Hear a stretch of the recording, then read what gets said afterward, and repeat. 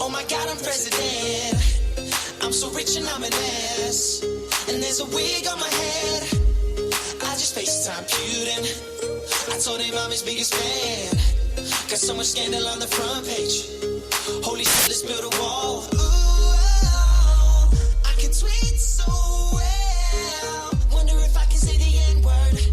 Where can I really say the N-word? North Korea, North Korea, in North Korea, North Korea, in North Korea, North Korea, North Korea, North Korea. I woke up in Donald Trump's body. So orange, overweight, and slightly balding. Now I got no choice but to ruin this country.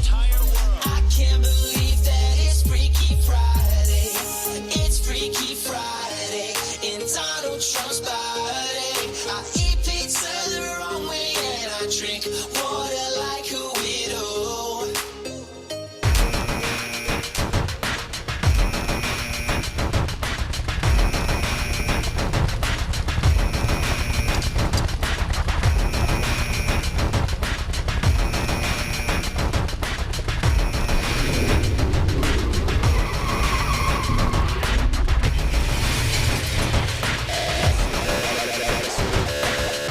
Sequence starts.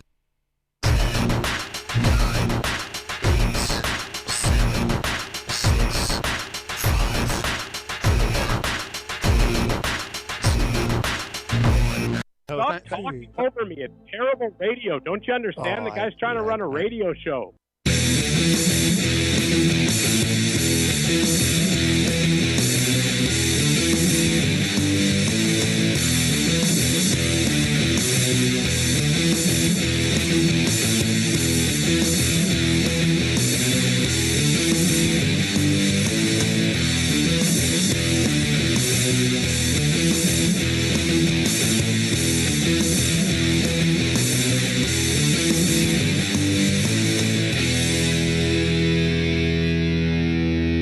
Hey everybody, how you doing? Here we go. Happy Friday. Matt Connarton Unleashed, and we are live from the studios of WMNH 95.3 FM, emanating from downtown Manchester, New Hampshire. Of course, you can stream us at WMNHradio.org from anywhere in the world. Well, actually, not literally from anywhere in the world. There are some countries where they block the access to the internet, where they have their own version of the internet. For example, they have the Chinese internet. So if you are in China, you're probably not hearing me. And of course, you can watch online on the Facebook, on the Matt Connarton Unleashed Facebook page. Today is Friday, February 28th, the year of our Lord and the year of our eunuchs, 2020. And also, just want to remind anyone who is not aware that this is a leap year. So we actually have 29 days in February this year. I forgot about that until I was looking at my calendar earlier on my phone. I was like, oh my goodness, there's a 29th day. Very, very exciting, my friends. So we get an extra little bit of February. And then on Sunday, it'll be March 1st. And in my mind, March 1st is the first day of spring. And I know that's not literally true, but that's how I've always thought of it. Growing up, my dad always told me that he liked to, just psychologically, he likes to think of winter as only being 2 months long, January and February.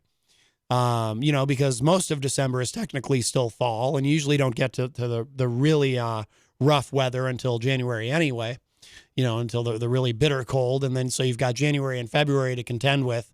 And then once you get to March, it usually starts to warm up pretty quickly. But even if it doesn't, even if March sucks every bit as much as February did, you know that you're in the home stretch. So, it kind of doesn't matter at that point. So I've adopted that. I also like to think of winter the same way. So in my mind, March 1st is the first day of spring. So I look forward to that. I think the warm weather will do me some good as far as my lungs and so forth. And my throat's a little bit better today. It's not in quite the rough shape that it was in yesterday. I'm still pretty hoarse. I'm sure by Monday I'll be completely back to normal after having a couple of days of not having to speak for a couple of hours. But so we sally forth, as they say. And by they, I don't even really know to whom I'm referring, because I don't know who actually says that. But I think I read it once in a novel, something about sally forth, which I assume means to go forth, unless there's some other connotation to it that I'm not aware of. And it's just now occurring to me for the first time that there may, in fact, actually be some other connotation to that I had not considered. But we shall sally forth regardless, my friends, into this Friday afternoon. And Granite State of Mind will not be live this evening. It is pre-recorded, and therefore I am here for the full 2 hours. Usually on Fridays, we have to scoot out a little bit early. But not today, my friends. I will be here all the way until 6 p.m. or 6p, as they often say now in broadcasting. They've dropped the M. In many instances, they have dropped the M, and they now say 6p. So I'm not sure how I feel about that. I hope that all of you are fine with it. I'd hate to have you upset with me for saying P instead of PM. It is more efficient, right? It's economy of language. Let's see. I'm just kind of, forgive me if I seem distracted. I'm just checking to make sure that, yes, that I did do something, which reminds me, a quick update on something. For those of you who have been looking for the archives of this week's episodes of Matt Connarton Unleashed or The Morning Show with Peter White or any of the other programming that we carry here at WMNH, and you haven't been able to find them, they are finally all up. There was a little bit of an issue, but they are all up now on Podbean. In fact, all of this week's Matt Connarton Unleashed episodes that were missing from Podbean all kind of went up at once within 10 minutes. So they are there now. So, for example, because I noticed the other day in the Facebook live chat, Michael Alber was expressing some lament that he missed my my meltdown at the end of the program on Tuesday. The meltdown that was of course the what seemed to cause my throat issue. By the way, well, anyway, so that's up. If you missed it. So, Michael, if you're listening, and by the way, and I believe these were left here by Mr. Ben Dion. If you're watching online, you can see I'm holding a bag of cough drops.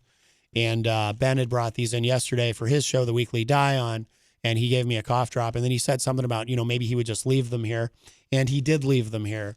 So, Mr. Dion, if you're listening, did you ever know that you're my hero? You are the wind beneath my wings. So thank you so much. My throat is better. I mean, like I said, I'm still hoarse. I'm still squealing a little bit, but not as bad as yesterday. Although the show is young, we could, by the end of today, I could have no voice at all. I could be speaking in a very loud whisper. You can't actually speak in a loud whisper. I had a friend, his name was Steve Blake, and he was a very loud talker. He was a big guy. He was a loud guy. He was incapable of talking quietly, and he was so loud that we used to kind of pick on him and make fun of the fact that even when he was trying to whisper, he would whisper like this. He was a very loud whisperer. So, by the way, I shouldn't have done that impression of him whispering just now because that definitely irritated my throat. Anyway, so here we are. I want to remind everyone, of course, that we are proudly sponsored by the Hop Knot at 1000 Elm Street in the Brady Sullivan Plaza. I can see it from here. Jenny is over there at the Hop Knot right now. So if you're in the area, please stop in, say hello to Jenny, and say hello to the great people at the Hop Knot. They have great gourmet pretzels there. They have craft beers, an assortment of them. They have wines. The food is great. The beverages are great. Can't say enough. Great atmosphere. Really, really cool place. I'm not really even much of a bar guy, but I love it there. It was just very positive atmosphere and so forth. They do have, you're a little late for today's lunch special. If you're just listening now, they do have a daily weekdays lunch special from 11:30 a.m. all the way to 4 p.m. And then from 4 to 7 p.m. is happy hour. So you can still get in there for happy hour. And on Wednesday nights, they do trivia night, which is great. They've always got a lot going on. So check it out, the Hop Knot. And the website, if you would like to explore that online, is thehopknot.com. And that is not with a K, K-N-O-T, as in pretzel knot, thehopknot.com. But please check them out. Be glad you did. Mention us. Mention you heard it here on Matt Connarton Unleashed or here on WMNH. And we would appreciate that. And we appreciate them. So thank you to them. And thank you to all of you who, the business, every time I go in there, it's busier than the last time. It's really growing and really catching on, and it's wonderful to see. And they're great people too. Not only is it a great place, but they're great people. We love them. So the Hop Knot. Anyway, let's see. We'll say hello to everybody in the Facebook live chat. Hello to Tony Petrello, who's the first one in today. Hello, Tony. Brian Mackey, who is a top fan all the way from Idaho, joins us in the Facebook live chat. I did share out on the Facebook and on Twitter just a few minutes ago the first official episode of the No More Excuses podcast that Brian and I recorded last night. We're going to be doing a couple of those a week after I finish up here on this program, and it was a lot of fun. Brian posted it up today, and please check it out. I think you'll enjoy it. Jenny is in the Facebook live chat. Hello, Jenny. Like I said, she's over at the Hop Knot right now. Mike Pelopita, who is also a top fan, says, good afternoon, everyone. Well, good afternoon to you, sir. And Mike says, hi, Matt, Jenny, and Brian. And replying to Mike, Brian says, hi, Mike Pelopita. Hi, Jenny Coffee. Jordan Fox, our friend Jordan Fox, who sent me just a wonderful Facebook message the other day, says, howdy, everybody. And Jordan is also a top fan. Stefan Philbrook joins us in the Facebook live chat. Candace Johnson joins us in the Facebook live chat. Stefan Philbrook, who is a top fan, said this, and I didn't know this. He said, are you playing Public Enemy as an appetizer for tomorrow's Bernie rally in Los Angeles, where Public Enemy will be performing? I did not know this. I did not know that Public Enemy was going to be performing at the Bernie rally, but that is very exciting. I didn't know, so that has nothing to do with why I was playing Fight the Power by Public Enemy. I usually play that one probably once a week on average. That's one of my favorites. It's one of my go-tos. I love Public Enemy. Fight the Power is a great track, even though I don't, see, now my voice is squeaking a little bit. Getting a little Mike Seaver there, a little Peter Brady.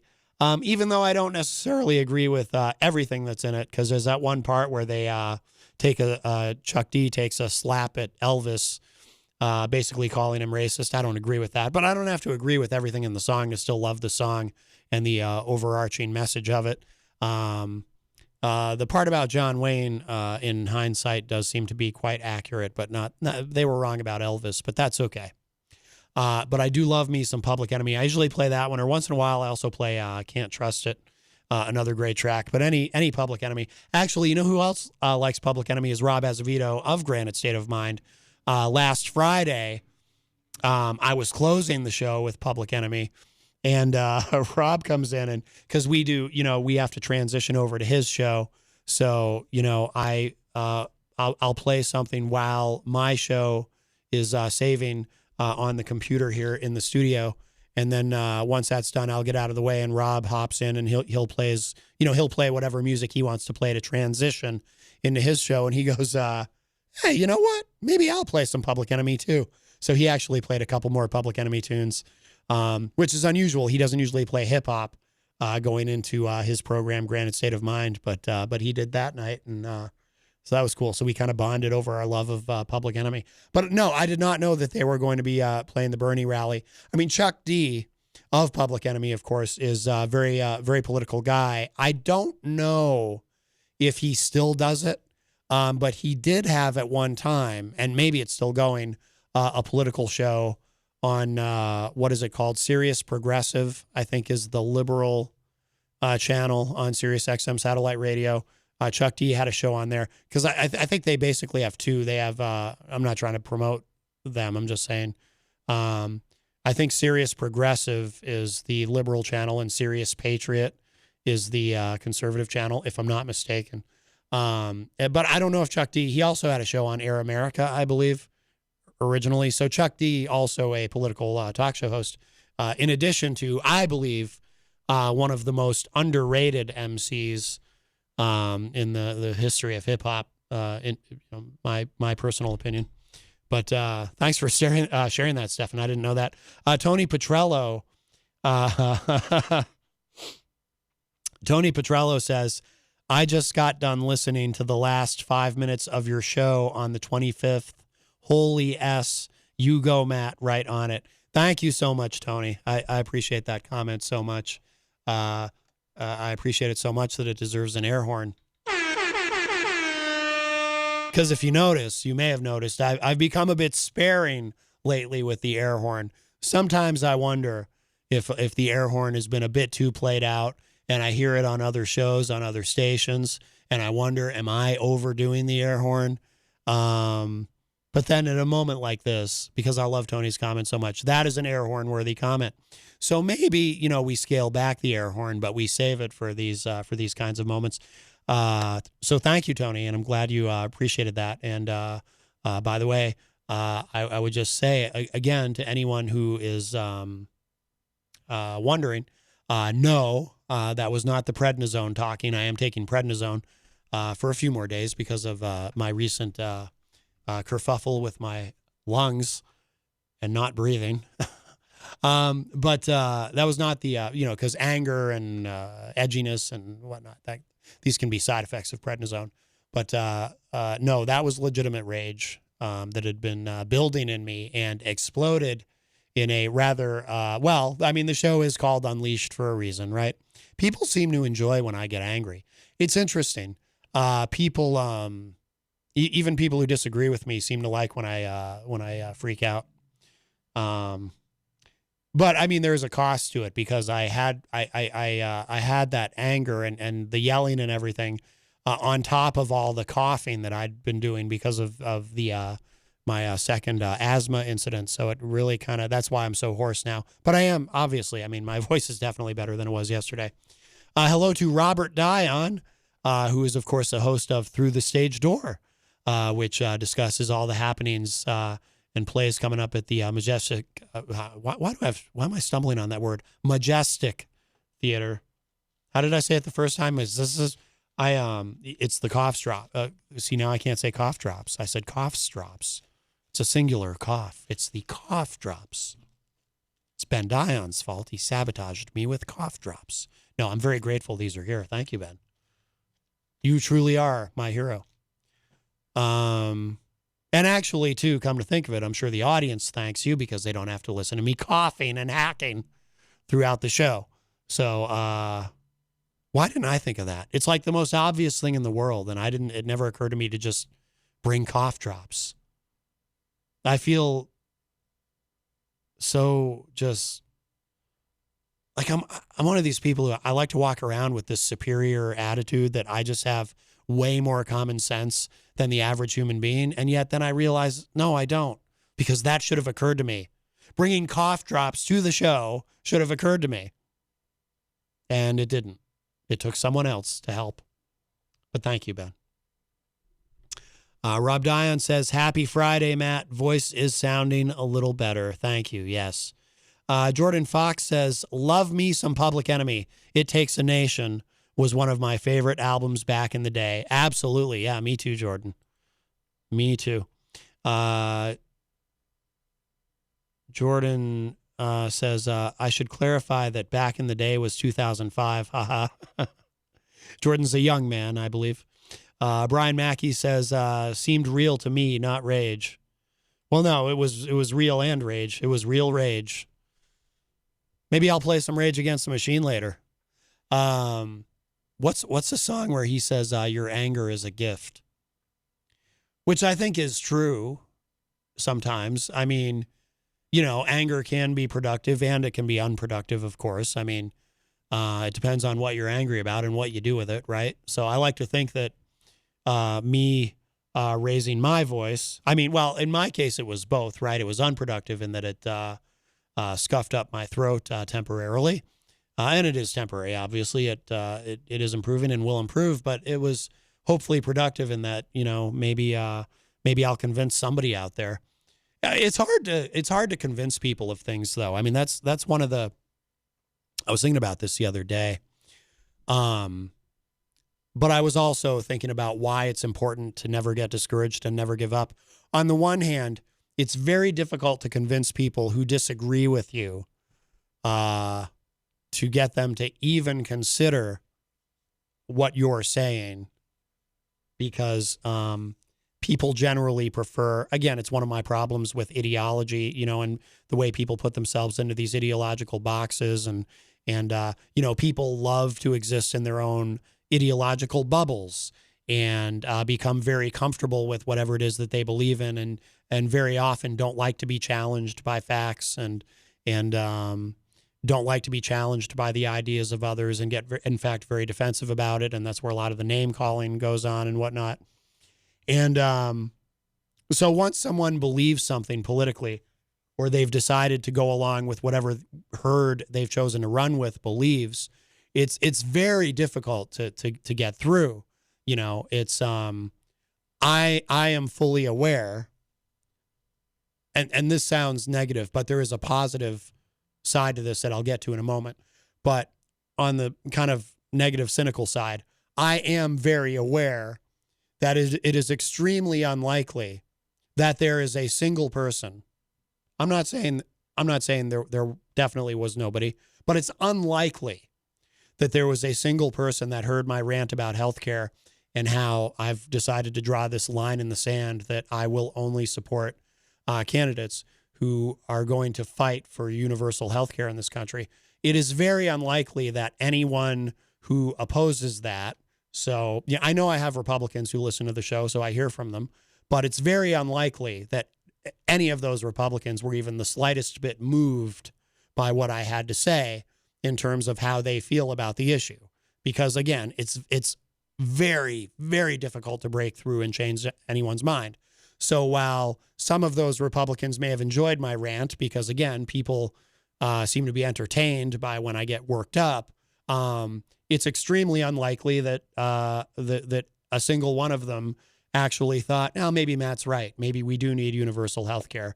No, most likely, they'll continue to be just fine with poor people dying because they can't afford health care, and that's just fine. I got health insurance, so what do I care? That will continue to be their attitude, most likely.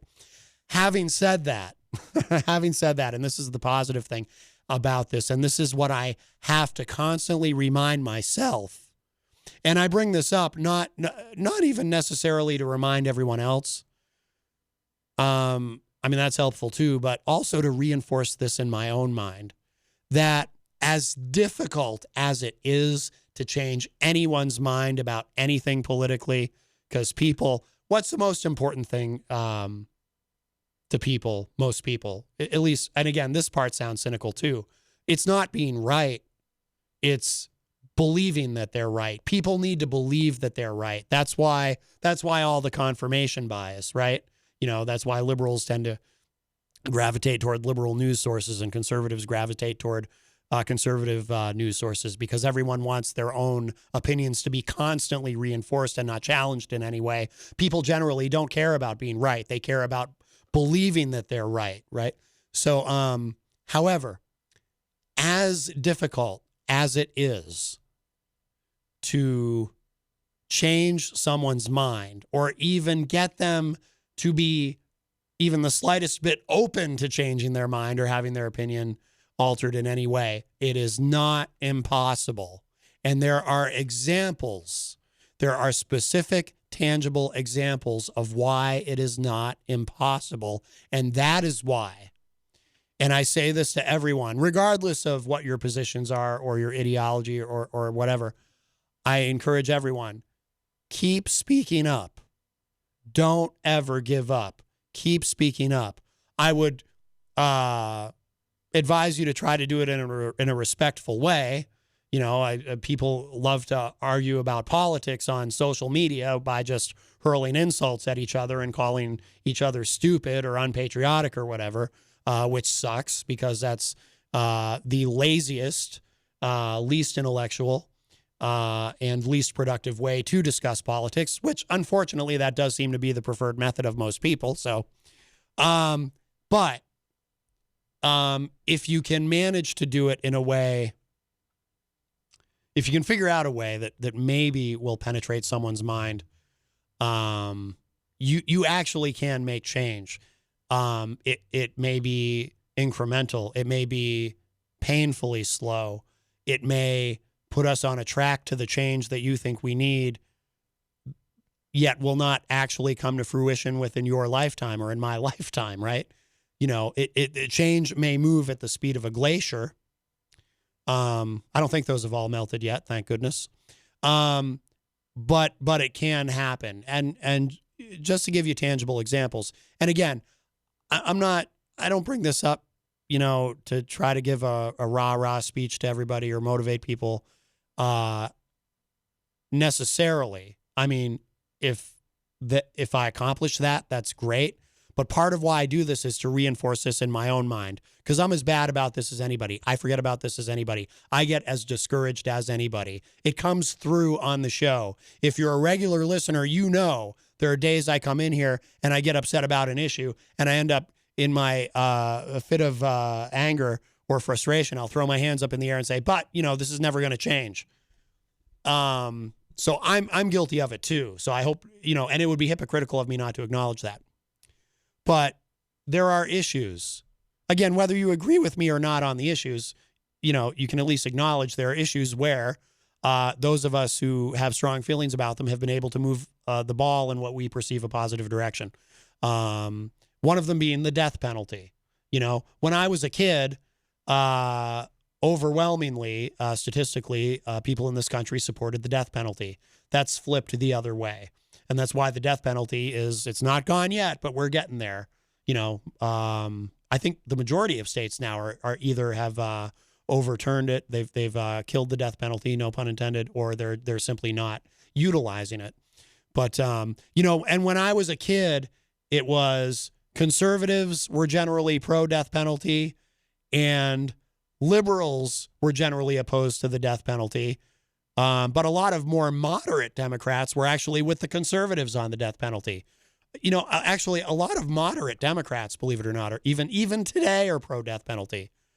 Hillary Clinton, I don't know what her position is now because she doesn't really talk about it, but she certainly used to be pro death penalty. Barack Obama, pro death penalty. Jimmy Carter, of all people, pro death penalty when he ran for president, right?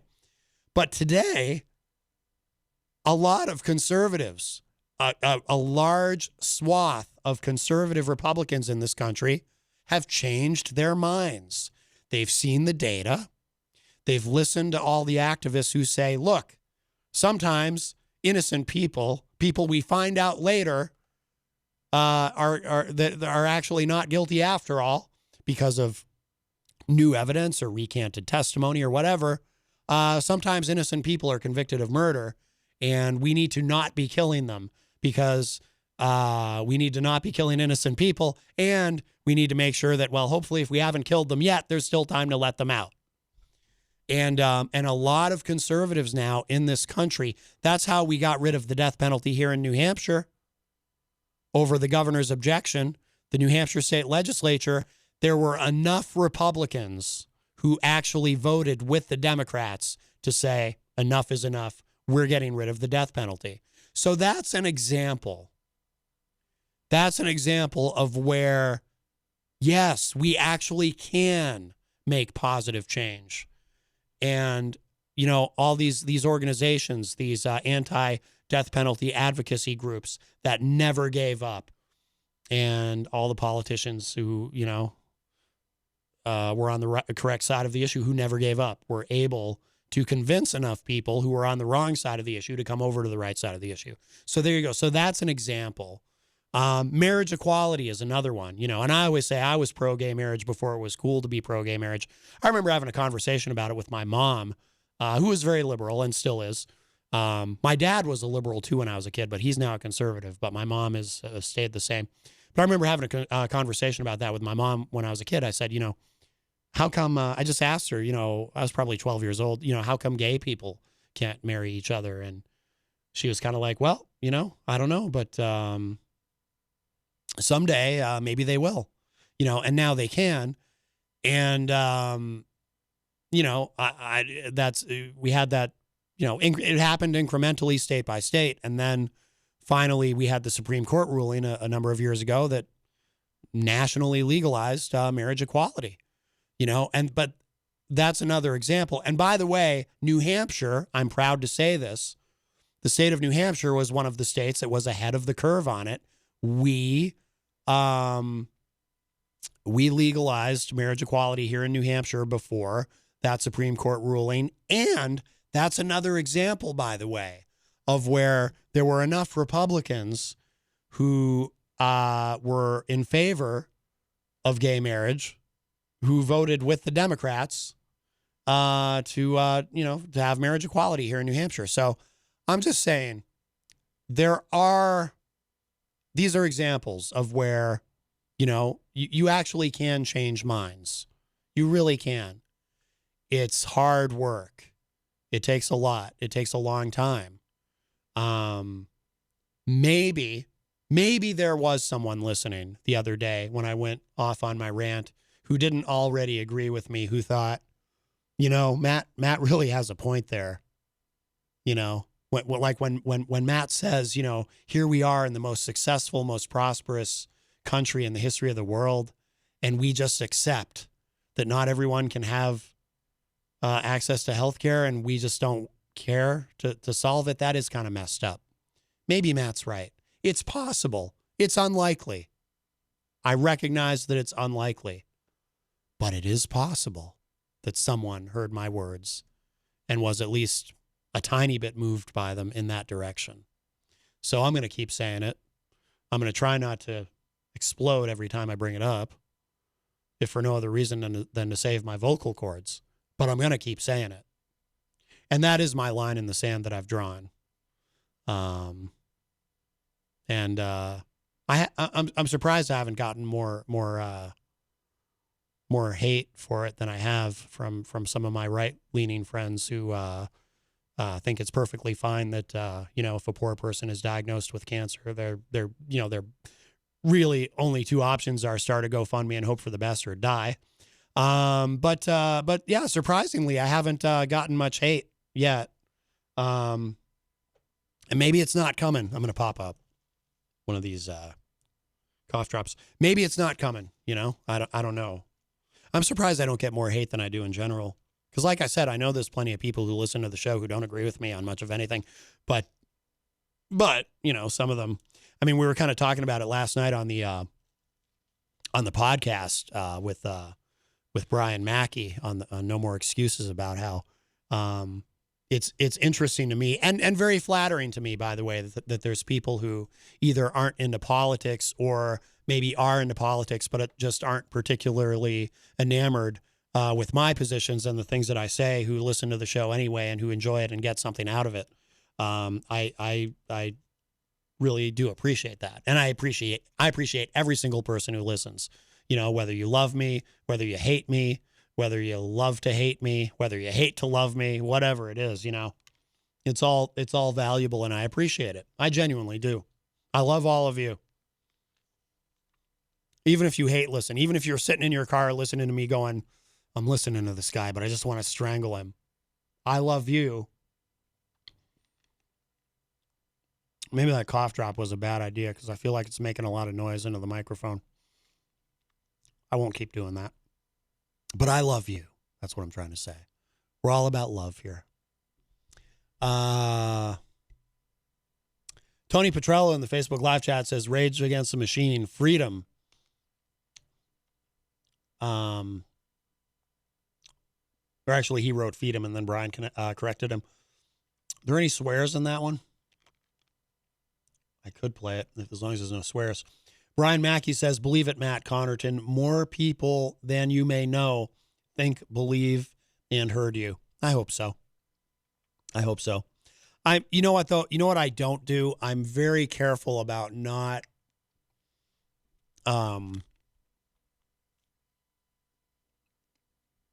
somebody tell me in the Facebook live chat if you can actually hear me moving the cough drop around in my mouth. Because if you can hear that, I'll take it out. I don't want it to be annoying. Or maybe I can just be a little bit better about doing that. I'm very careful about not having an expectation. Like, I don't walk in here with an agenda. I walk in here with the idea that I'll discuss these issues and I'll give my opinions, and then whatever happens, happens. But I'm not overly concerned about somebody hearing me and me getting through to them. I just do the best I can, but I don't put the pressure on myself of fretting over, oh boy, I wonder if I changed anyone's mind today. I haven't given the numbers yet, so let's do that.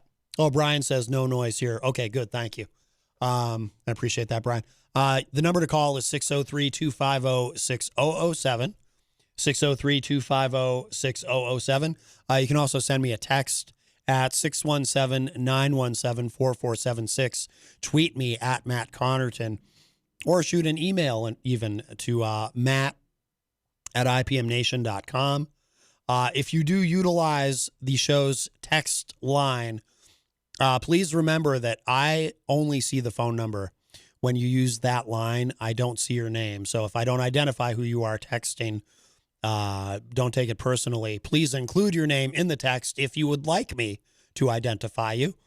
If you would prefer that I not identify you, you can leave it anonymous. So the text number again is 617-917-4476. But the best way to communicate is to give me a call at 603-250-6007.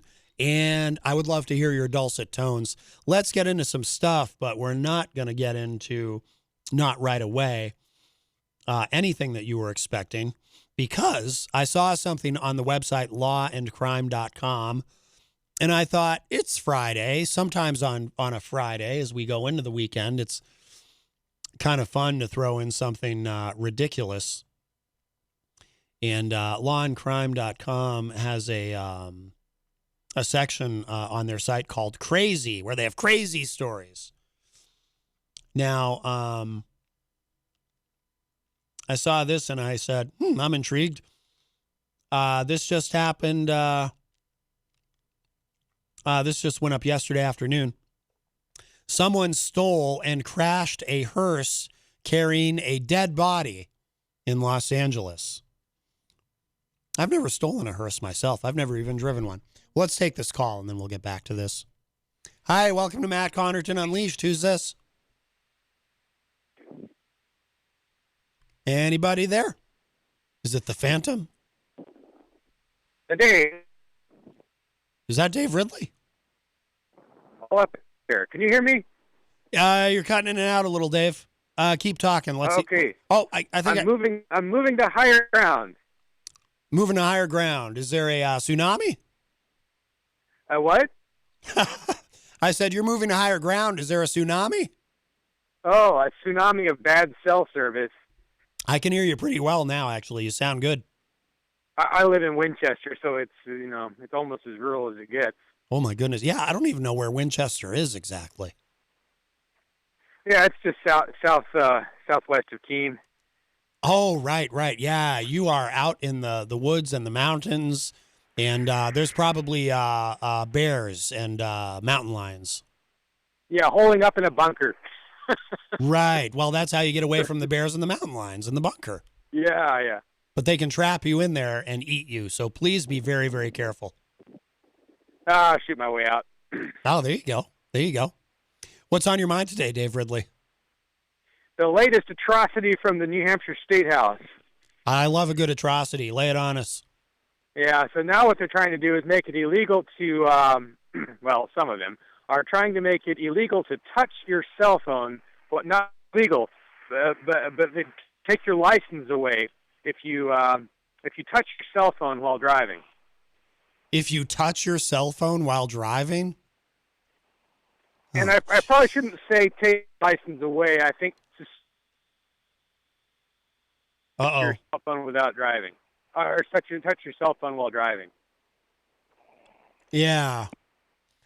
Well, yeah, because I believe the way the law is written right now, so in this state, we have the hands-free law that, you can't be like using your cell phone while driving necessarily, but you can touch it, like if it's up on your dash or whatever, you can, if you're using your GPS to go somewhere, and you need to just tap your cell phone or swipe something, you're allowed to do that.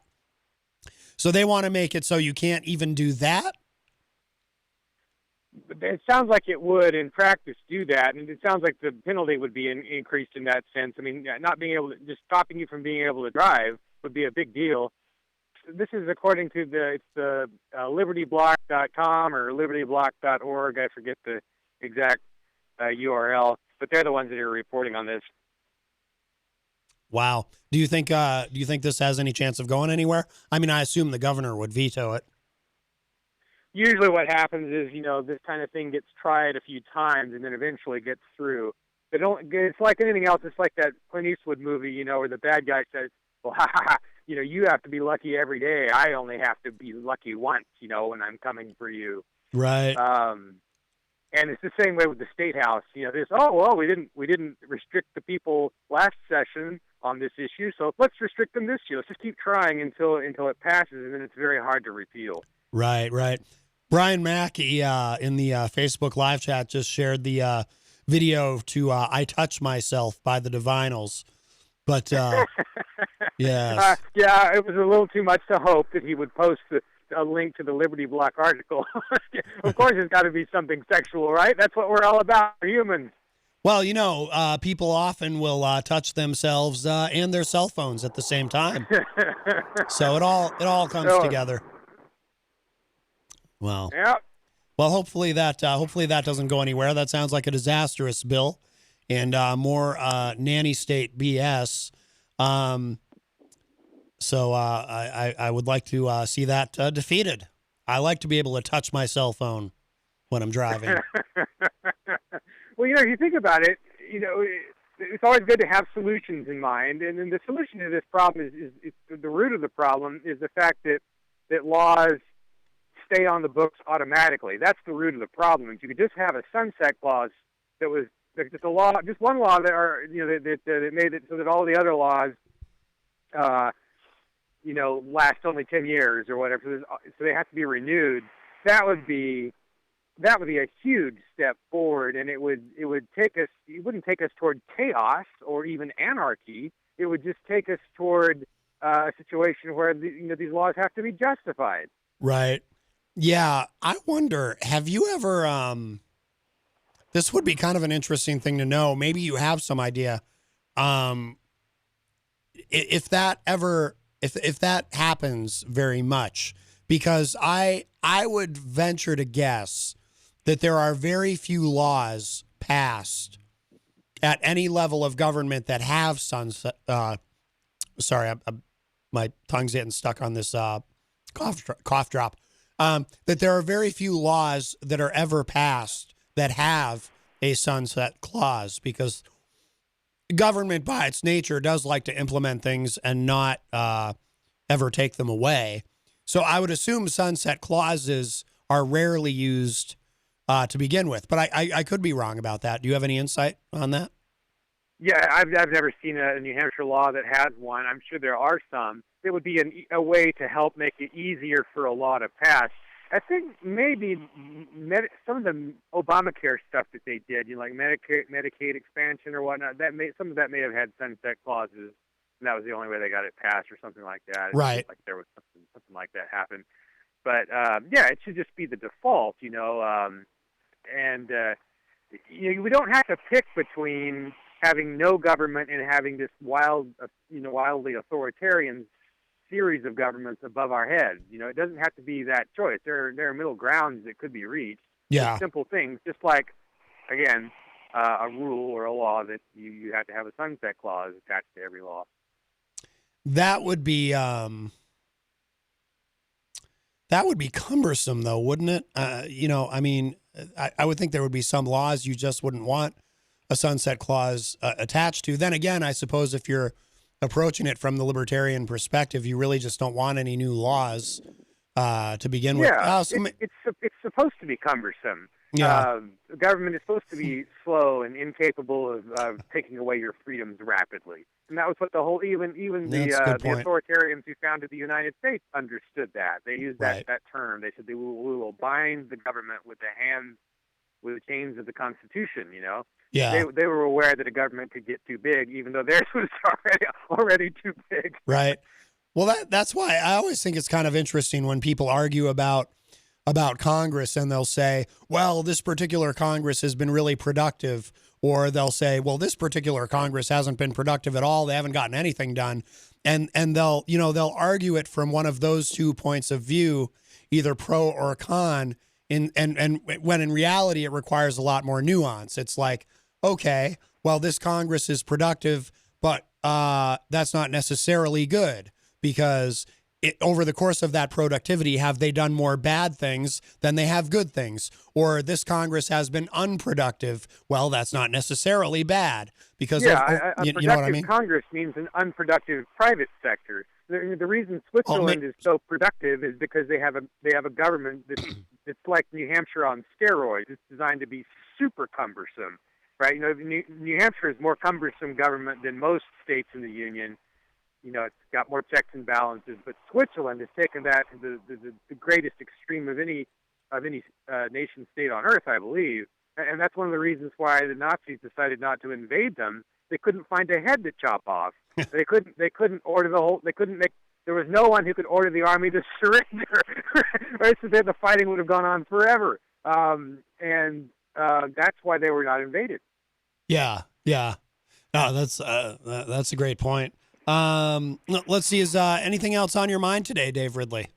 That is all, except that I hope your cold gets quick, fast, or better, or good, or something like that. Oh yeah, yeah. No, I'll be fine. I'm definitely better today than yesterday, and I would imagine on Monday my throat will be back to normal. All right. Well, please give the Ridley Report a plug before you go. I run RidleyReport.com, and I ambush interview politicians. All right, Dave Ridley. Always wonderful to hear from you, my friend, and be careful there out in the woods of Winchester. So I got a bear on video a couple months ago. Oh, how close? It's about 50 yards away. Okay. Yikes. He wasn't very interested in me. That's good. Yeah, they only get interested in people if they're like starving. I think that's how it works. I hope that's how it works. They're wonderful animals. You know, their ethics are high. They don't start fights usually. Right. That's good. Yes. All right, Dave. Thank you for the call. We'll talk to you later. All right. Bye-bye. All right, the great Dave Ridley of the Ridley Report. Yeah, I think bears are. They only go looking for humans if they're out of the options that they're usually, that they're accustomed to eating. We have another call. We'll grab this. Hi, welcome to Matt Connarton Unleashed. Who's this? It's Easy G. Easy G. How are you, my friend? Haven't heard from you much this week. Yeah, I've been laying low. Yeah, you sound. Are you all right? You sound a little different. You feeling it? Oh yeah. You feeling it? Yeah. You know, I always say it's a great time to be a wrestling fan, but after that, the debacle yesterday in Saudi Arabia again, I'm embarrassed to be a wrestling fan. Why? Goldberg is the new Universal Champion. I think it's very exciting. Yeah, but he heard that he got a lot of booze. Well, You're bringing out the old farts again, and yeah, ridiculous. I know. I didn't see it, but I guess Goldberg won the Universal title, and they had the Undertaker win some sort of tournament that they had, and it's like, wow, yeah, they're really making new. No, I don't think he won anything. He just paraded him out there just because he's the Undertaker, I guess. No, but he won a tournament. Well, I did notice that. I did notice one thing though. They seem to parade out some stars that as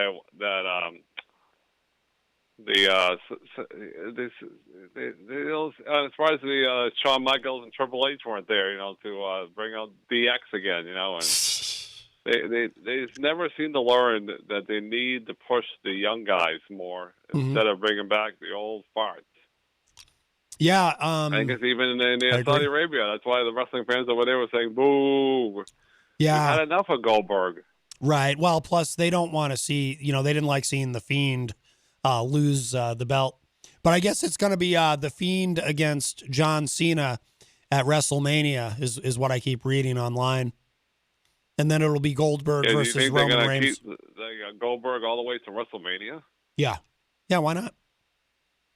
It's not that far. Yeah. Well, they think he's got time, I guess, but John Cena's got the Hollywood stuff to do now. They don't think he's going to have a lot of time to promote WrestleMania. Well, The Rock has done it. I mean, The Rock's come back multiple times in the midst of his Hollywood career to, just do WrestleMania. But it's just funny how you like to bring up John Cena when he used to make fun of The Rock, saying, "How come you have told us time not to be around because you're Hollywood?" Now he's a Mr. Hollywood. That's right. That's right. He's in that new Fast and Furious movie. Yeah. Yeah. No, I think we're definitely. I don't like it when they parade out the old guy, especially Undertaker. I mean, that guy don't need to be in the ring anymore. Yeah. What is he now? 55. Wouldn't you agree? Well, I still think it's. I'm surprised they didn't bring out Hogan in his wheelchair and try to. Oh yeah, and Ric Flair. Woo! I'm surprised they didn't bring back him. Oh my God. Well, they've brought him back to do stuff, but he'll never be medically cleared to wrestle. He's 70 now. I hope not. No. Unless they have a wheelchair match. No, that's very ageist of you, Easy G.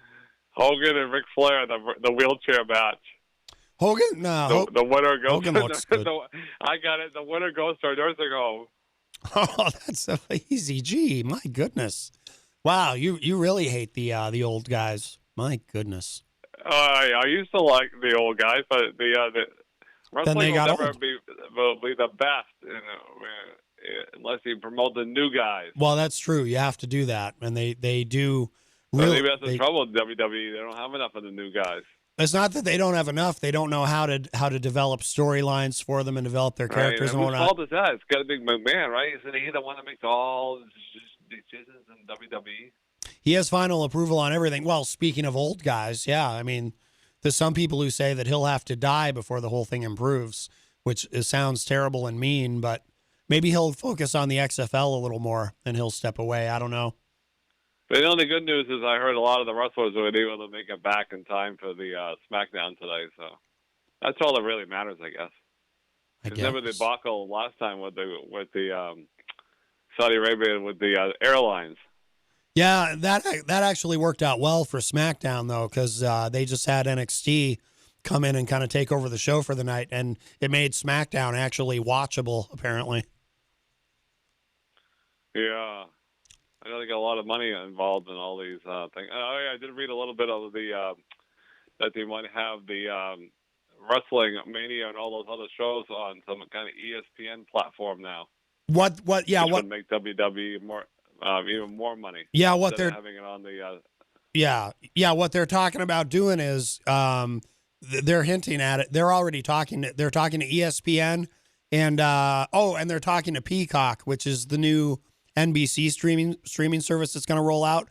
Yeah, so all the pay-per-views will be on the WWE network. Yeah, apparently it's not making any money anymore. It's going to cannibalize all about the the network. money. Yeah. Oh yeah. Well, yeah, it's a business. It's got to be all about the money. Yeah. Well, I guess the XFL did pretty well the first week, but I guess the ratings have continued to go down. So I wonder if it's going to be the first and the last season of the XFL again. What do you think? It's kind of the same thing that happened the first time they tried the XFL. You know what is different? I actually watched it. I've seen it on ABC there, my TV, that the Daryl, the Dragon Down, and the great Peter White gave me, and I actually enjoy watching it because I don't really care who wins. I have really no interest in it. But the quarterbacks they have on that league, they're pretty awful. Well, here's what I've noticed, though. I haven't watched any of it, but I have noticed that. Obviously, you're not a big sports fan. You know? Right. But I have been paying attention to what some people in sports media have been saying about it. And the one thing I've noticed that I've been surprised by is that, in fact, we have someone from sports media in the Facebook live chat, Ricky Litwinkowicz. But the thing that I've noticed is the sports media seems to be a lot more positive and upbeat about the XFL this time around than they were originally. It'll last the season, but I'm wondering if that will be. The big question will be: will there be a second season? I think there will. I think this time there will be. Yeah. All right. I know one thing that's good for them is a bunch of no names. Obviously, they don't have like a Joe Montana or a Peyton Manning or a Tom Brady in the league. But they do have, a lot of people like it, it's the sports betting, where you can bet on the over and under, who's going to win the game, and the numbers change in between the game. Yeah. So people love that. The bettors love to bet on the XFL. For some reason, I don't know if I did do betting, which I don't. Right. I don't know who I'd pick because I really don't know any of the teams and who the players are. Yeah, sports gambling though is so huge now. It's when you go to the enormous. XFL, when you go to the regular NFL, there when you get the big names and stuff, if you pay attention like I do, you know who's on what team, and you say, well, maybe this team's got an advantage, and I'll put $10 on this game, and I would never do that, obviously, but right. But that's guess a what sin. People love about this new XFL league again, the rebirth, is the sports betting. Yeah. Yeah. No, I mean it's guy huge. on another station, I won't repeat, but he's all for sports betting, and he has the great Governor Sununu on, which I don't think he'd ever call him the great Governor Sununu on from another state, unless he was involved with bringing on sports betting, which he did. Yes. And obviously, I'm against all this sports betting because I think it's a waste of money, personally. But are you against? A lot of people voted it. A lot of people voted it in. So God bless them. But are you against it? Are you against other people doing it? Like, do you have a moral objection to it, or just you don't do it? I just think it's a foolish waste of money myself. Oh, okay. But you're not against others doing it. Oh yeah, you can do what the heck you want. Okay. I agree. People voted in, so Yeah. I'm just against it. Yeah. Yeah. That's what I thought. That's just my opinion. That's all. Well, that's hey, you know, take it or leave it. I'll take it. I'll take it. That's why I asked. You're Easy G. How about you? Are you if you were into, which you're not, but you're not into sports. If you were though, would you be into all this sports betting on the apps? I doubt it because I'm not prone to want to. I mean, I've never even bought a lottery ticket in my life. I'm just not. Wow. So no, I don't imagine I would be into that. Although Scott Farrell makes it sound so easy. If you ever hear the advertisements for his website where he does, he. Oh, is that what he does now? He does his sports betting. Well, he's always had that, but he's got a website. Yeah, I miss that guy on the radio. I do too. I mean, he's on this other thing now, this Sports Grid. Grid. He was. It seemed like he was gone like the wind. I wonder what his voice sounds like when his vocal cords are strained. They probably don't sound much different. Oh boy. Yeah. All right. Well, anyways, that's my rant for the day, and hopefully one day next week I'll drop by and see you live in person, and I hope you feel better. I would love it, and yes, I am feeling better, Easy G, and I hope you're feeling good. Amazingly, you're all by yourself today. How can you figure that out? That was funny one time. That young fella came in there, Chris. I always forget. I'm going bad with names. The young fella. Christian. Yeah, he said, "Boy," he said, "a good thing I came in to rescue today." He said, "Well, I can kind of do this job by myself." Yeah, I don't need. Kind of did for a couple of years before people kind of drop. Yeah. Oh, yeah. Speaking about dropping in, what the heck happened to John Hopper? John Hopwood. I haven't seen him around on the station lately, and I was wondering if he was just kind of mad. No, he stormed out like a month ago. It seems like. No, he's okay. It's funny you should ask. I texted. Taking a long break. Yeah, I texted with him yesterday. He's all right. He's just, he has issues he deals with, and I don't think I'm telling tales out of school when I say that he struggles with depression and whatnot. Our issues, he's been open about that on the air, so he has problems. Oh, So, all right. So he's just dealing with some stuff. Yeah, he's okay. He'll be back. We'll leave it at that. I don't need to know what his stuff is. I can read. Well, you have a great weekend, and we'll talk to you soon. All right, Easy G. Thank you for the call. Bye-bye. All right, the great Easy G, Eric Gagnon. Let's see. We're way past the top of the hour, so we'll take a break in a moment. Let's see. Let's just catch up with everybody in the Facebook live chat before we do that. Bill Stephanitis joins us in the Facebook live chat. Voice sounds much better today. Stay the course. Thank you, Bill. I will. Tom Blanchard joins us in the Facebook live chat. Hello, Tom. Tony Petrello says, that's I don't know what that's about. Dr. Jeff Cassell joins us in the Facebook live chat. Hello, Jeff. Dennis Daniel, he's been on the show. Dennis joins us. We'll have to schedule him for I have a message from him. I haven't had a chance yet to respond to that, Dennis. I'm sorry, but I will. We'll have him back. Oh, this might be him calling. And Chris Rose also in the Facebook live chat. So we'll grab this call before we go to break. Hi, welcome to Matt Connarton Unleashed. Who's this? Hey, what's going on? It's DJ Double Vision. Hey, how are you, sir? What's going on, guys? I love my favorite radio station. What's going on over there? Oh, that's good to hear. That's good to hear, my friend. Yeah, I'm just getting through it. I've got I'm gonna have another cough drop here, but what's going on with you? Nothing, man. It's been great, man. Just going on and just doing my thing, doing DJing and more acting, man. You know that. Yeah, well, give us an update. What have you been doing as far as acting? Like I said, just doing a lot of stuff, a lot of grown-up stuff too, a lot of grown stuff, man. I've been paying bills, and more bills, more problems. You know what I'm saying? More money, more problems. Well, I think you had it right the first time. I mean, the song "Mo Money, Mo Problems" is one of my all-time favorite hip hop songs, but I think "More Bills, More Problems" is definitely more bills, more accurate. Yeah, exactly. I think they should do a remix on that. Yeah, no kidding, huh? Well, How you been, sir? How you been doing? Doing well. Yeah, been busy. It's exciting times with the the political season and whatnot. Did you vote? Yeah. Did you vote on? Oh wait, you're in Massachusetts, right? No, I'm in New Hampshire. You are in New Hampshire. Did you? Okay. Did you vote on in the primary? I was gonna, man. They kept coming to my door, man. Elizabeth Warren's people, the other people came through with the older guy, the older gentleman. I forgot his name. Bernie. Yeah, Bernie's people came through. I mean, I was like, nah. You know what? I'm just gonna skip this year because I couldn't do it, man. I didn't know who to vote for, and I don't know what's the stronger. I need to see in a year, next year, who shows me what they're about this year. Right. You know? Yeah. So wait. You know, I could do my background updates on them and my background on them and see what they about, but I want to see what they really show because that's all paper stuff. That's all written, but it's true actions that really take over the whole scenery. Right. Well, we do have we got plenty of time now before the general elections, so we'll I guess we'll see who the nominee is. And we'll go from there. But yeah, man, I was gonna be doing a background.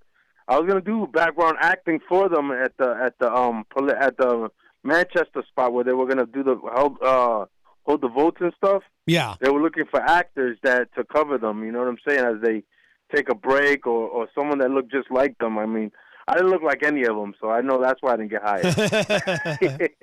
Yeah, you don't really remind me much of Joe Biden, I have to say. Not even the bald guy. There was a guy that was like 5'9", 5'8", and I still couldn't fit in. I'm like, damn. Yeah. Well, you know, so it's all good. Yeah. Well, listen, I know I have we gotta go to a break, and I know I have I have in my inbox a message from you. I will hit you back. And I'd love to schedule a time for you to come in and hang out in studio with us again. That was a lot of fun last time. Yo, we got to do it, man. I got to give you the tea, man. There's so much more tea I haven't released yet, man. There's more tea that came up, too. So. Oh, good. Definitely for sure, man. All right, my friend. I will, I'll definitely, I'll hit you back either today or tomorrow at the latest, and we'll figure it out. All right, then. Thank you, sir, so much, man. Have a good one. All right, my friend. You too. Thank you for the call. Bye-bye. Always, man. Always. All right, you got it. Take care. All right, the great DJ Double Vision giving us a call today. All right, let's, I'm going to go ahead and play that song. Oh, you know what it is. And I used to be able to do the Biggie's verse in its entirety. It's probably nothing to really brag about necessarily. I don't know why I'm even mentioning it. But anyway, here it is. Let's play this, and then we'll come back. And we'll be well into hour number 2, Matt Connarton Unleashed. More to come. Don't go away.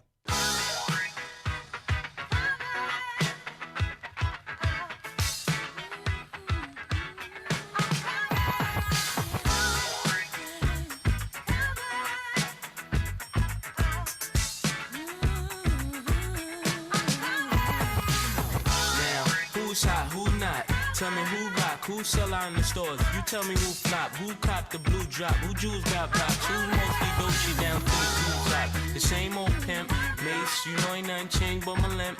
Can't stop till I see my name on the blimp. Guarantee a million sales, pull a level up. You don't believe in Harlem World? Double up. We don't play around, it's a bet, lay it down. Didn't know me 91, bet they know me now. I'm the young Harlem with the Goldie sound. Can't no PhD hold me down, cooler. School me to the game, now I know my duty. Stay humble, stay low, blow like Hootie. True pimp, spin no dough on the booty. And who yell, there go Mace, there go your cutie.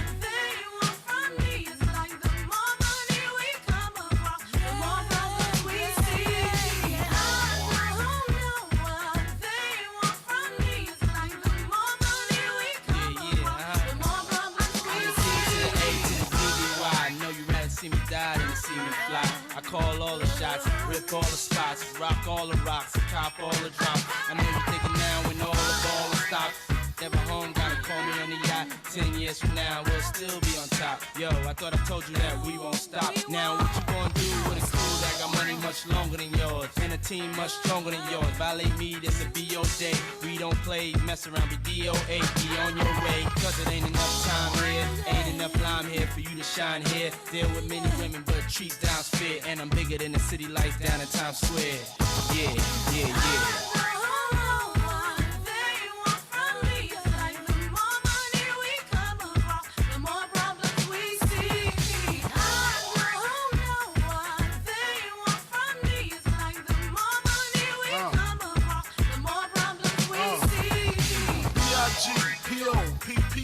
no info for the DEA. Federal agents mad cause I'm flagrant. Tap myself and the phone in the basement. My team supreme, stay clean. Triple beam, lyrical dream. I be that. Catch a seat at all events bent. In holsters, girls on shoulders, playboy. I told ya, me and Mike to me, bruise too much, I lose too much. Step on stage, the girls boo too much. I guess it's cause you run with lame dudes too much. Me lose my touch, never that. If I did, ain't no problem to get the where the true players at. Throw your rollies in the sky, wave them side to side, and keep your hands high while I give your girl an eye. Play it please, lyrically. C, B-I-G-B flossing, jig on the cover of Fortune, 500. Here's my phone number, your man, I got the know, I got the dough, got the flow down, pizzazz, platinum plus, like Zizak, dangerous on Trizak, leave you with Trizak.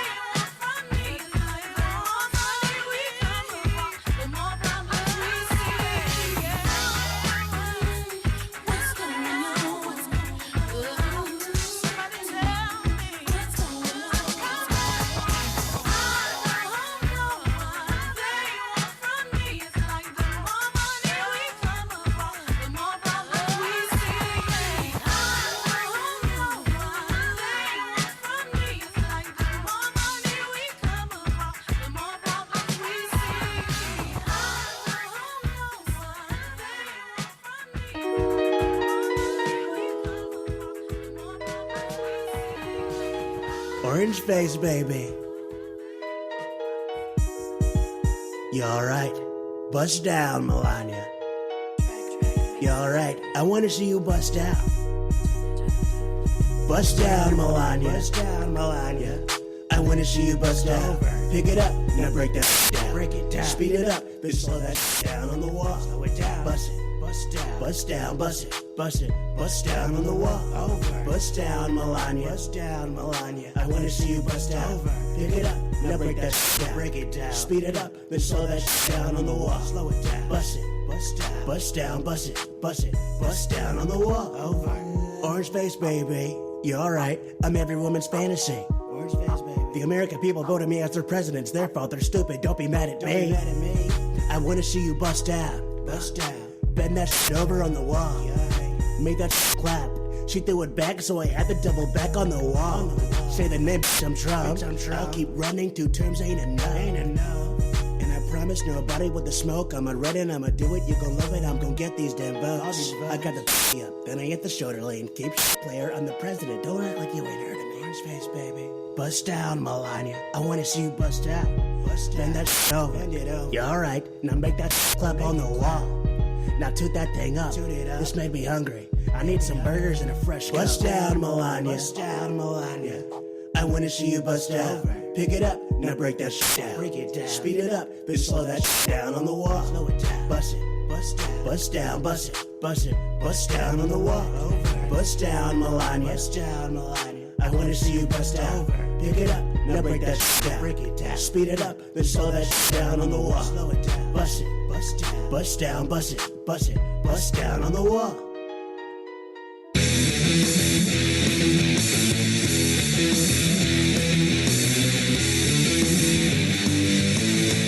Hey, welcome back, everybody. We are well into hour number 2. Numero dos. Matt Connarton Unleashed, and we are live from the studios of WMNH 95.3 FM in glorious but very, very windy downtown Manchester, New Hampshire. Of course, you can stream us at WMNHradio.org. And, of course, watch on the Facebook on the Matt Connarton Unleashed Facebook page. So we've got about another 37 minutes. I'm not good at math on the show today. If you'd like to get in with a call, 603-250-6007, 603-250-6007. My voice is doing all right. I think I'm going to make it to the end today. Yesterday, my voice was in such rough shape that Man, I'll tell you, I just barely made it. Hello to Miriam Banish, who joins us in the Facebook live chat. She says hello, as well as Archie Frangutis. And DJ Double Vision in there, really loving the, he loved the Mo Money, Mo Problems, Puffy and Mace, along with Notorious B.I.G., and really enjoyed the Bust Down Melania song as well. Yes, indeed. Yes, indeed. Let's see. We didn't get to this yet. This is just, I'm partly for selfish reasons. I want to dive into this because I'm just really curious. Again, this is from lawandcrime.com. The story that went up yesterday. Someone stole and crashed a hearse carrying a dead body, according to deputies in Los Angeles. Says here, what the heck happened in Los Angeles, California? The search for a stolen SUV came to an end on Thursday. The driver of a Lincoln Navigator crashed after trying to flee deputies. Grand theft auto happens all the time, but not like this. The vehicle reportedly contained a body bag with a woman's body in it. It's an odd choice of a vehicle to steal. Hi, welcome to Matt Connarton Unleashed. Who's this? Hey, Matt, it's Father Bruno. Father Bruno. Calling from the Vatican. Father Bruno, it is wonderful to hear from you. Would you please say a prayer for my vocal cords? Okay. Not right now, because right now I want to talk about something that is very, very important to everyone. Oh, okay. Well, I'm dying to hear. Yeah. God is with you. Well, that's wonderful. That's a very positive message. I wish God is watching, and He's going to protect everybody, and even He's going to protect the S&P 500. God is protecting the S&P 500. That is great news. Oh, yeah. He's talking directly to President Donald Trump. Well, of course, he always does. Yeah, the Donald is right. There's only a few cases, 15 cases of the virus in the United States, and everybody's fine. It's just a rock in the middle of the road. You got to buy. Oh, we should be buying stock? Buy the stock. This is a buying opportunity of the last 10 years. Wow. Okay. Oh, yeah, I've been huddling with, I'm a special assistant to the Pope, and a couple of other guys running the Catholic stock portfolio. We've been talking together about what to do, Mm-hmm. It's very sad for a lot of people. They're getting scared, but everything's going to be fine. It's the best of all possible worlds. This is just the beginning of making the stock market great again. It's a minor correction. It's a nothing. Right. Well, I mean, there are a lot of dead Chinese people, but they're not Catholic, I suppose. Exactly. Exactement. You are so right. What have the Chinese ever done for the Catholics? Nothing. Well, there you go. Shut down all the Catholic churches in China. It's a bunch of communistas there, Right. It doesn't matter. But right now, the stock market, it had a little blip. The Vatican, we got a huge stock portfolio. Right. I don't doubt that one little bit. But we're on both sides of this stock market. We make money on the way up. We make money on the way down. We always make money, and we need it because of all of these false accusations against priests. We got to, shut people down. We give them a little money. They go away. Well, they don't always go away, Father, as you know. But I'm. Oh, you mean like a Peter White? Right. Peter White of the Morning Show with Peter White. Somebody invites him to the movies. He thinks he's getting raped by a Mexican. All right, I had to dump that. I don't know about that guy. I don't think there's too much hope for him. I don't think he's going to make it into heaven with all the terrible things you say about the Catholic priests.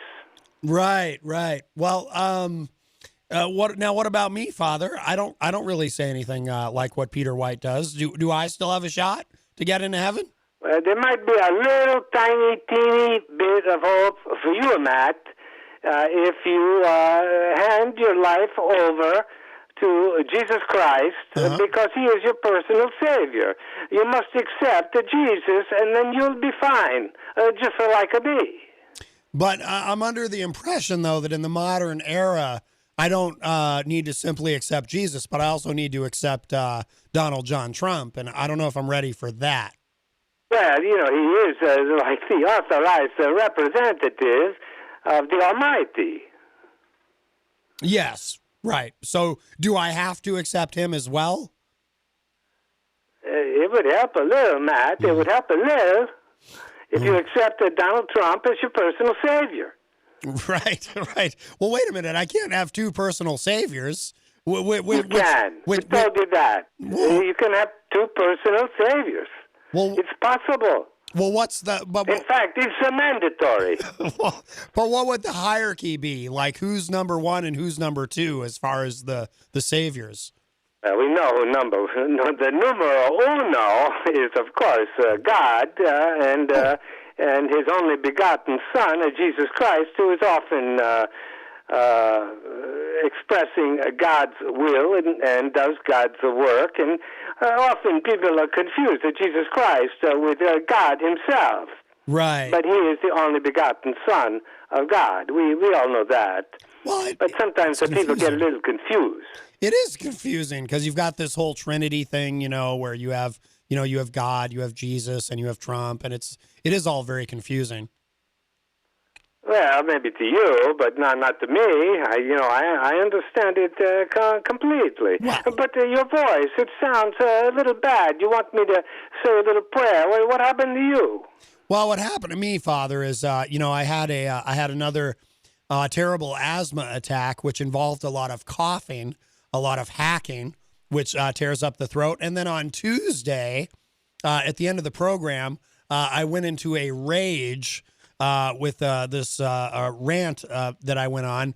And that, on top of my already ailing throat, really kind of... you went into a rage? What are you raging at? I was raging about the fact that we live in this incredible country with all of our wealth and prosperity and innovation and success, and yet we can't figure out a way to make sure that everyone has access to affordable health care and gets the treatments that they need. You had no access? No, well, I actually... You couldn't see an American doctor? Oh, no. I have access, but I was talking more about, say, for example, a poor person who is diagnosed with cancer, who then has to start a GoFundMe online to try to get money to pay for cancer treatment, but can't raise the money, and then their only other option is to die. And this happens in the United States, and I think it's shameful. So I've kind of drawn a line in the sand on how I feel about that politically. And I got very, very worked up, Father Bruno. I got very worked up. And who you talking to about this problem you got? The rage, the rant, whatever you call it. Who are you ranting at? Or are you just ranting at the wall? Well, there's actually four walls here in the studio, but but people listen too, and I've actually gotten a lot of positive feedback on what I had to say. I haven't gotten necessarily such positive feedback on the condition of my my voice, but a lot of people liked what I had to say that day. Well, people live, people die, Matt. But when you enter the kingdom of heaven, you live forever. So it's not necessarily a bad thing. I mean, death can open a door. You know what I'm saying? Well, yeah, but I don't think I'm reminded, Father, if you'll forgive me for bringing this up. I don't know. You've probably never. It's my job to forgive you. You understand that, right? I do. Yes. So you won't mind that I bring this up then. But there's a documentary by a comedian Bill Maher called Religulous or Religulous, however you want to say it, and he's talking with this gentleman who talks about how great heaven is going to be and how he can't wait to get to heaven. And Bill Maher says to him, well, if you think heaven is so much better than what we have here on earth, why don't you go ahead and commit suicide so you can hurry up and get to heaven? No, you cannot do that. Right. You don't get to heaven that way. Right. You go to the other place if you take your life. But if you pass away, I mean, it's God's will. Right. And then you get to heaven, and hopefully your illness doesn't get worse. But if it does get worse, and if suddenly you took your last breath, it could be a good thing. But before you take that last breath, you must believe and accept Jesus Christ as your personal Savior, along with President Donald Trump. Right. And then you're going to be fine. Right. You go to heaven. Many happy people there. It's beautiful, and the banana splits are only half price on Friday and Saturday. Well, no banana split on Sunday. It's a day of rest. I understand. I didn't know about this. But let me ask you this. Yeah. Everybody knows about this. But you haven't been to Catholic Church lately. You need to go back. This is why you're getting sick. Your body is failing you because it's sending a message, Matt. It's sending a message to you. You have to listen to the message. Believe. Have faith. Right. Ignore all these other things that are making you angry, and you're shouting at the four walls and into the microphone. But what about in heaven, though, Father? What is the healthcare situation there? I mean, is there? Everybody's always fine in heaven. That's the good thing about heaven. You never get sick. You never have to see a doctor. Oh, right. Everybody's happy 100% of the time. Oh, well, that's good. But it's getting into heaven. That is the problem. Right. Yeah, and you actually have to make a few concessions to the Almighty. Oh. You have to believe, Matt. You are so cynical. You think everything is against you. You have to get your car inspected, and you're afraid that it's not going to pass the inspection. And you're afraid that maybe the next call you get on your radio show, someone's going to be hostile to you. Right. And maybe you're afraid that your throat will not get better. Right. The only thing we have to fear is fear itself, Matt. The Pope told me that. Yeah, well, I think somebody else might have said that, but I'm sure the Pope has repeated it, and that's nice. No, the Pope said it first. Oh, okay. I didn't know he's been around a long time, well, I think maybe God was whispering in his ear, and right. Maybe God said it first. It's God's This word. is the truth. You cannot be afraid. Fear solves nothing. Anger solves nothing. Well, I think anger can be helpful. I don't ever think it's helpful. How is anger helpful? Well, it can be a great. You get your blood pressure up. Well, that's true. You start to shouting, and then your voice goes. How is that better? Well, because if it helps to advocate for a position, or if it helps to move people and get them thinking about something in a different way, I think anger can be very productive. Even Jesus got angry when he went into the temple and he saw the money changers in there selling stuff, and he said, "Not in my Father's house," and he started flipping over tables. Even Jesus was no, it's a fake news. Oh. It's a fake news, Matt. Jesus never get angry. Jesus is the Son of God. He's always, in a very good mood, and now, of course, he is in heaven with God. But yes. Sometimes he descends. People see signs of Jesus, and we're seeing. You talk about fear. This stock market. It made people very afraid, but it's nothing. The stock market goes up. The stock market goes down. It's fear that caused this. The fear is bad. Right. You got to have confidence. You've got to have optimism. Oh, well, I agree with that. Oh, my goodness, So Father. now I just wanted to say hello. I wanted to see how you're doing, and I want to tell you, the stock market's going to the moon. Wow. You know, we're in there. You know, I watch American TV. There's a guy, his name is Kramer, and he's telling everybody now, buy, buy, buy. Oh, no. Why is he saying goodbye? Does he have the coronavirus? Well, because everything's on sale, Matt. Oh. We got a little hiccup in the market, and now you got to go in. You buy everything on sale. It's a special, and then it goes back up again, and you're rich. Oh. What's wrong with that? Oh, well, nothing, I guess. I was worried about Jim So, Cramer. the fear, the anger, the depression, you must cast that out. You must cast that out from your life. I agree there. Because all it does is create trouble, and it disturbs your faith. Right. What will you be praying? And by the way, Matt, I want you to listen more closely to Donald Trump, because he has a great message for the American people, and his message, you know what it is: everything is going to be good. It's going to be better than ever. Right. And people just need to have a little bit of faith. The Pope, he called to Donald Trump, in the third day of this silly little market rout, and they talk about it, and Donald told him, he said, listen, you don't look at this stock market problem with your big portfolio in the Vatican. This is a buying opportunity. Right. Wow. Buy. Oh, my goodness. All right. Well. Okay, Matt. I got to go now. I got a couple of things I got to do, but I just want to say hello to you. Yes, I appreciate it. Arrivederci. All right, Father Bruno. Thank you so much. All right, the great Father Bruno calling all the way from the Vatican. It would be amazing if, because, one day we had a call from Chris James in Canada and up in Vancouver, and then we had the call from Mexico City.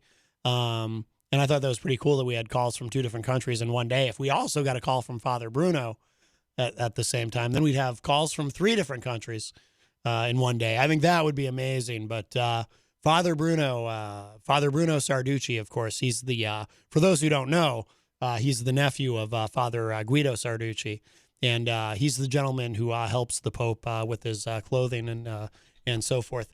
Let's see. Hello to, we'll get caught up with Facebook here. Hello to Tom Blanchard, who joins us in the Facebook live chat. Brian Mackey made the comment that heaven sounds boring, and new tests have shown that expressing anger can help ED. Just saying. Well, I've never had that problem, Brian, but it's nice. It's nice to know that if I ever do, I can just get angry. Mary LeMay says, "Tell Trump, go ha." Or till Trump. I'm not sure what that is. But hi, Mary LeMay. Hope you're feeling better. I know you had some pneumonia going on there. Jenny says, hi to all except Father Bruno. Poo on him. Oh, my goodness, Jenny. Not a fan of Father Bruno. Hello to Mike Pelopita, who joins us in the Facebook live chat. Actually, I think I'd mentioned Mike before. Yes. Let's see. Well, there is still time for you. 603-250-6007. If you'd like to get in on today's show, 603-250-6007. We'll finish up this before we go on to something else about the stolen hearse in Los Angeles. So they found a dead body in the hearse. Why someone would steal a hearse of all vehicles, I don't know. It says here the suspect's name has not been released. The precise motive and the driver's perspective remains unclear. The search started on Wednesday night. The defendant jumped into the vehicle during a funeral at a church in Pasadena and drove off, deputies said. The body was not linked to that ceremony, however. Deputies made a public plea for the suspect to bring back the body. Quote, out of all the bad decisions you have made, at least make one good one and bring back the deceased person and casket inside the Navigator, unquote, they said late Wednesday local time. That's not what ended up happening. The vehicle crashed on Thursday, authorities said. So the driver crashed the vehicle. I wonder why the driver crashed. Maybe the I mean, because, you know, I'm the kind of person with my imagination and whatnot. If I was driving around with a dead body, I'm not saying I ever have, but I'm not saying I never have. If I were driving around with a dead body in the vehicle, I'd be like, you know, every little sound I heard, I'd be like, oh my God, is the dead body moving? That would be horrifying. Oh, hello to Ryan Gorman, who joins us in the Facebook live chat.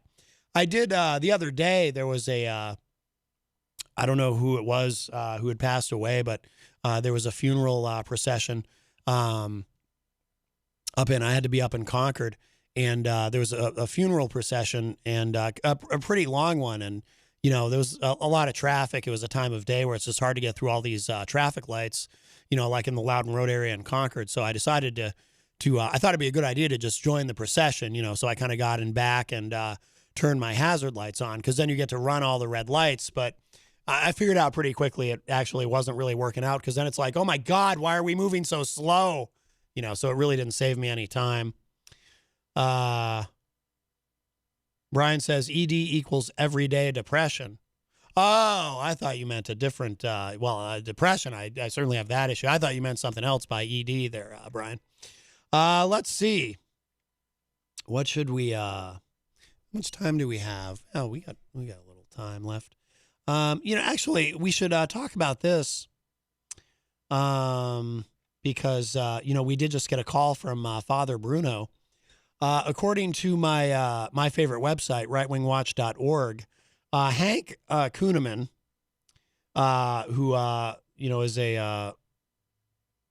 does actually it says here it's a conference call. I thought it was some sort of program. Hank Kuhneman says that God told him that Trump's impeachment will be removed and erased from history. This is very interesting. You know, for those of you who are not aware, of course, President Donald John Trump was impeached by the United States House of Representatives and then, of course, acquitted by the United States Senate. But Mr. Kuhneman here, he does have a show online on the YouTube. He apparently, and he hosts this program with his wife. He's one of these people who God apparently speaks to directly. Just as Father Bruno said, you know, God communicates directly to Donald Trump. Mr. Kuhneman says that God communicated with him that he's going to make sure that Trump's impeachment is removed and erased. And there's a very specific reason why apparently God has chosen to get involved in this particular aspect of politics. So let's listen to him explain. This should be fascinating, now, to the night say of the the least. State of the Union, the president is giving this State of the Union address, and at the end, I'm sure you saw it, the Speaker of the House begins to take the speech and tear it in two. And when I saw that, something in my heart didn't settle right. Oh. I've never seen that done before. It was disgraceful. It was disgraceful. It doesn't matter what side of the aisle you're on, or in the middle, left, right. It's just a disgraceful act. I just don't think you do that as a representative. By the way, just for the record, I thought it was kind of funny. Okay. Representative. But the point is, I felt like God had something to say about that. Oh. And so I began to pray. And I said, Lord, you know, you need to speak to me if you don't mind. I really want to know why this has bothered me. And I said, Lord, it's not just my own heart. I sense there's something in your heart that you didn't like about this. And it was at 4:45 in the morning on February 8th. I put it on my phone, and I'm going to share with you this. And I had just ingested some hallucinogens. Word, and it said this. God said at 4:30 in the morning on February 8th, he said, I've divided light from darkness so that you would know the difference. Remember, light always overcomes darkness. And I have divided so you would clearly see who and is what of me. So I've divided so you would clearly see who and what is of me. Can I just say, I mean, I don't mean to question the Almighty, but must he speak in riddles? I mean, a little bit of straight talk would be nice. And I think a lot more people would be open to religion if God would just, stop beating around the burning bush and just say what you mean. I mean, my God, pun fully intended. Me, and to give you a choice to side with me, my side. When the documents of the speech were divided. listen closely. I'm listening. When the documents of the speech were divided, their party house shall be, going forward, more divided, with a new form of Democratic Party that will arise. And they will say, Reformed, Progressive, Socialist Party. God says, I honor the honorable and those that side with it. Therefore, the attempt to tarnish this president's name and time in office by impeachment vote and trial, the record of it will be torn in two, removed and erased. Wow. Brian Mackey says, light only overcomes darkness until the batteries die. Brian Mackey, how dare you? That is blasphemous. I hope you're not lampooning the word of God as he spoke to this guy, Kuhneman. That all sounded perfectly reasonable to me. So let's see. There was something else I really wanted to.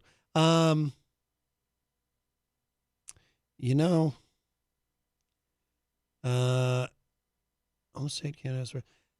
This is something we'll finish on this because we had discussed recently on the show. You might remember, and I'm going to have to try to do this quickly because we're almost out of time, and this might be a slightly larger subject than we have time for. But I am fascinated by this trend now with presidential politics where it seems like favorite son status just doesn't, it's not really much of a thing anymore like it used to be. And what I mean by that is, by favorite son is, it used to be if you were running for president, even if you were the longest of long shot candidates, you would at least carry your home state in a primary. And it was even so pervasive that you might carry a neighboring state in a primary. So, for example, the first election that I was eligible to vote in was 1992. And a lot of people, in fact, misremember, those who remember it at all, those who are old enough to remember the 92 primary. They think that Bill Clinton, some people think that Bill Clinton won that primary. And there's all the, if you're into politics, you've all seen the video of Bill Clinton saying, after that night, at that night, at his quote unquote victory speech, even though he didn't win, he said, tonight, New Hampshire has made Bill Clinton the comeback kid. Now, he actually came in second. The winner of the primary was former senator of Massachusetts, Paul Tsongas. But it was considered a victory for Clinton, partly because he had bounced back from the Jennifer Flowers scandal, one of his many sex scandals that Bubba managed to accrue, but also because Paul Tsongas, it was a foregone conclusion that he was going to win anyway because he was a senator from Massachusetts, and Massachusetts are our neighbors to the south. And therefore, because it's a border state, that he had favorite son status. So it was a foregone conclusion. Like, everyone just assumed, well, Tsongas is going to win New Hampshire no matter what because he's from Mass. So, whoever comes in second, they're really the winner. But, and Tsongas was not expected to be able to carry on long term anyway. So it was considered a victory for Clinton. But like I said, it was just, everyone just assumed, well, no matter what, Tsongas is going to win New Hampshire because he's from Mass. That is no longer a thing, right? Like, in today's world, for whatever reason, that favorite son status does not cross borders. For example, no one ever said, I've never heard anyone say, leading up to the New Hampshire primary this time around, oh, I think Elizabeth Warren has a great shot of winning New Hampshire. After all, she's a senator from Massachusetts. They're a border state, so sure, she's going to do great up here. And, that didn't happen, but I also never heard anyone say that they expected it to happen. It's like, now that doesn't mean that favorite son status doesn't still exist, but it doesn't seem to cross borders anymore. And I'm kind of interested in why that changed. And, you know, we had talked about it the day of the primary when we did that show from 2 to 4. We did that special afternoon edition of the morning show with Peter White. And it was Peter and I, and Mike Doyle was here as well. And Mike's insight was, and I think he's probably right. I think it's a good analysis. He said he thinks a lot of it has to do with the internet. And we're all so connected now that, you know, that sort of regionalism doesn't quite exist the way that it used to. You know, and I think it made sense. But now people are starting to question, is favorite son status even really a thing at all anymore? Is it more than just it no longer crosses borders? Is it just something that has ceased to exist entirely? And then I saw this pop up on thehill.com, and this just went up as we were on the air. This article, it says, home state candidates risk losing primaries. So you have these candidates that are running for the Democratic nomination who may not be able to pull off primary wins in their own states. And I think this is kind of a new thing. You know, I usually you expect to at least win your own state, maybe not a border state, but even if you're a long shot candidate, you assume you're going to win your own state. But it says here quickly, because we're almost out, Senators Amy Klobuchar, Democrat of Minnesota, and Elizabeth Warren, Democrat of Mass, will face a key test on Super Tuesday. Can they win their home state primaries? Losses in their home states could mean curtains, and it will, on their presidential campaigns. And polls suggest that both candidates could, at a minimum, be in for close races from Senator Bernie Sanders, the frontrunner for the nomination. In Massachusetts, a WBUR poll released Friday showed Warren trailing Sanders by 8 points just days before the Super Tuesday contest. So in polls, she's down by 8 points in her own state. I find that rather stunning.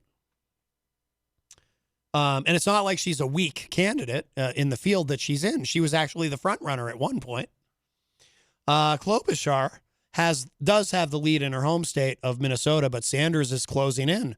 A recent poll by Minnesota Public Radio and Star Tribune showed Klobuchar at 29% with Sanders at 23%. Catherine Pearson, associate professor of poli-sci at the U of Minnesota, said, quote, she needs to worry about Senator Bernie Sanders, unquote. Neither Klobuchar nor Warren has suggested they will drop out if they fail to win their home states, but losses would be embarrassing. There's more to this article, and it gets in a little bit further into the weeds, and we don't have time. But I find this fascinating that, and it would be very embarrassing. Can you imagine being a candidate for the presidency and not be able to win in your own state? Not only is it embarrassing in that it creates the impression that your own state doesn't like you, whether it's fair or unfair, that's the impression it creates, right? But it also will create the impression that even if you're the nominee in the general election, you might not be able to carry your home state. Brian Mackey says, sounds like people are paying more attention than just voting for their hometown candidate. Yeah, no, I agree. Absolutely. But yeah, it's something I've just been kind of fascinated by, why that has changed the way it has changed. Oh, hello to Matt Nisanoff from Politipod, who joins us in the Facebook live chat. We had Matt on the show the other day. Again, I'll just remind everybody, too, before we have to go, any of the archives for this week's shows that you may have been looking for at WMNHradio.org, they are now up. The archive has been fully updated, and this show will be up in just a few minutes as well. If you missed any part of this program, I want to thank you all so much. We got to get out of here, and I need to, obviously, I need to rest my voice, and I will be back on Monday. But make sure to, let's see, coming up this weekend, of course, Granite State of Mind is next at 6 p.m. Oh, tomorrow morning from 9 to 11 a.m. If you missed Tuesday's show, Tuesday, of course, where I had my epic rant and meltdown at the end, that will replay tomorrow morning from 9 to 11 a.m. here on WMNH. And then, of course, let's see, you've got Late Night Delight Saturday night at midnight with the great DJ Midas. You've got the morning show back here, 7 a.m. Monday morning. and so on and so forth. And of course, all the shows, if you miss anything, everything is archived at WMNHradio.org. That's it for me for now. I got to get out of here. Thank you all so much. And I will talk at y'all a little bit later. Bye-bye.